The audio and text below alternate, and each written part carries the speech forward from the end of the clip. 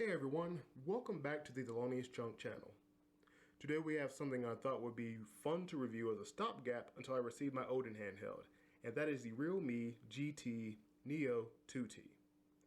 I picked this up from giftstop.com via the link in the description for about $299 plus shipping and handling, of course. Let's take a look, shall we? The specifications on this phone for the price are what really intrigued me. Here we have a 6.43-inch 120Hz Samsung E4 AMOLED FHD Plus display with the MediaTek Dimensity 1200 AI Octa-core processor that supports NFC. The phone comes in 4 SKUs of either 8 or 12 gigs of RAM, 128 or 256 gigs of UFS 3.1 storage in either black or white. The triple rear camera setup has a 64 megapixel, 8 megapixel, and 2 megapixel setup, along with a 16 megapixel selfie camera. Also, we have a 4500 milliamp hour battery with 65 watt fast charging.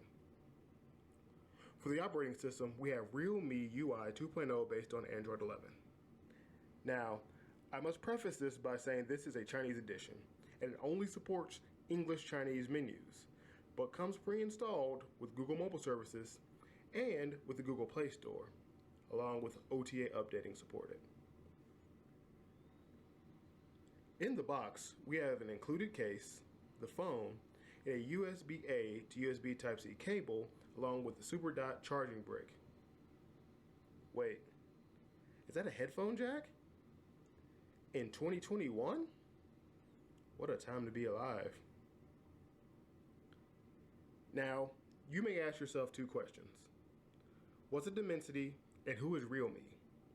First, Realme is a Chinese smartphone manufacturer that is a subsidiary of BBK Electronics, which markets smartphones under Oppo, Vivo, OnePlus, and iQOO. Being a fan of OnePlus, I wanted to see what some of the other brands have to offer. Second, the Dimensity 1200 is a newer processor by MediaTek that seems to be an upper-lower flagship chip on par with Qualcomm's Snapdragon 870 from earlier this year. I may be wrong, so if I am, let me know in the comments.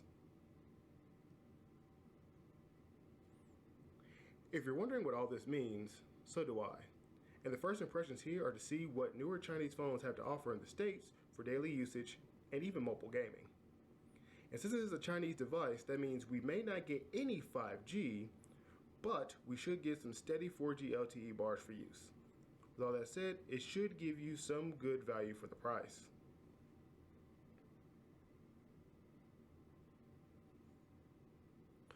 Once I got the phone set up with my account, added my SIM card, and changed some settings, I have to say I'm really digging the look, feel, and performance of this phone. The 120Hz refresh rate makes viewing YouTube videos and playing games either mobile or via Game Pass really enjoyable. Even in emulation and cloud gaming, this MediaTek 1200 AI SoC delivers outstanding performance overall, and as advertised, and the VC liquid cooling system keeps the phone from overheating a lot. These triple rear cameras and the 60 megapixel front facing camera do pretty decent on their own. I didn't do any videos or photo in this one, as it's not coming to convince you otherwise to purchase this over a Pixel iPhone or any other camera beast on the market. Thanks to the Dolby Atmos in this phone, the headphone jack has some decent output.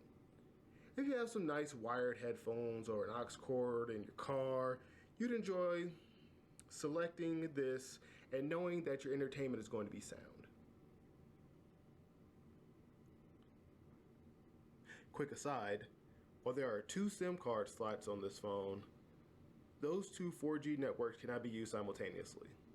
When using 2 SIM cards, one will support 4G while the other will not. Now for the gameplay. I gotta say, for $300 this thing is a beast for native Android games like Jurassic World Alive and Final Fantasy VII The First Soldier, or via cloud gaming as seen here with Xbox Game Pass.